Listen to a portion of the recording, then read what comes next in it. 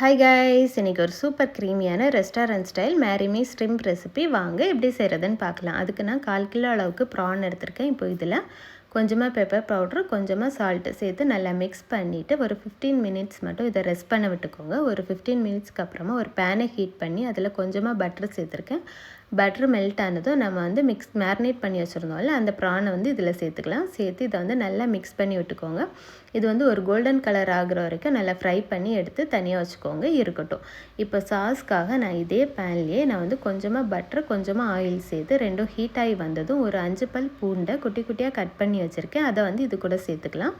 சேர்த்து இதை வந்து நல்லா ஃப்ரை பண்ணி எடுத்துக்கோங்க.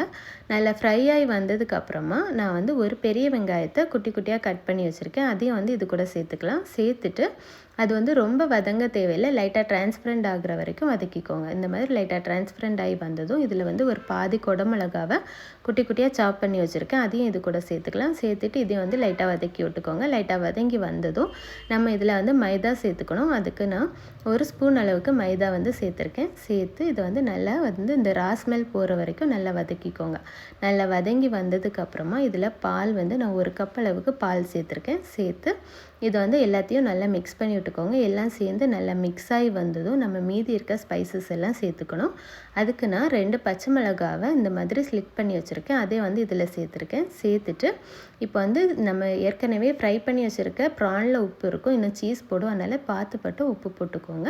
அப்புறம் காரத்துக்கு பெப்பர் பவுட்ரு, கொஞ்சமாக சில்லி பவுட்ரு, அப்புறம் வந்து பாஸ்தா சீசனிங் வந்து நான் சேர்த்துருக்கேன். உங்கள்கிட்ட இது இல்லை அப்படின்னா கரம் மசாலா கூட சேர்த்துக்கலாம். சேர்த்து எல்லாத்தையும் நல்லா மிக்ஸ் பண்ணி விட்டுக்கோங்க. இந்த மாதிரி சாஸ் நல்லா திக்காகி வந்ததும் நம்ம ஃப்ரை பண்ணி வச்சுருந்தோம்ல ப்ரான், அதை வந்து இதில் சேர்த்துக்கோங்க. சேர்த்து நல்லா மிக்ஸ் பண்ணி விட்டுக்கோங்க. எல்லாம் நல்லா மிக்ஸ் ஆகி வந்ததுக்கப்புறமா லாஸ்ட்டாக நம்ம இதுக்கு மேலே வந்து கொஞ்சமாக மொசரல்லா சீஸ் வந்து சேர்த்துக்கலாம்.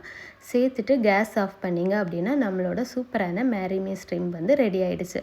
இது வந்து சப்பாத்தி, பரோட்டா, இடியப்பம், ஆப்பம் எல்லாத்துக்கூடையும் வந்து செம்ம காம்பினேஷனாக இருக்கும். நீங்களும் வீட்டில் ட்ரை பண்ணி பாருங்கள்.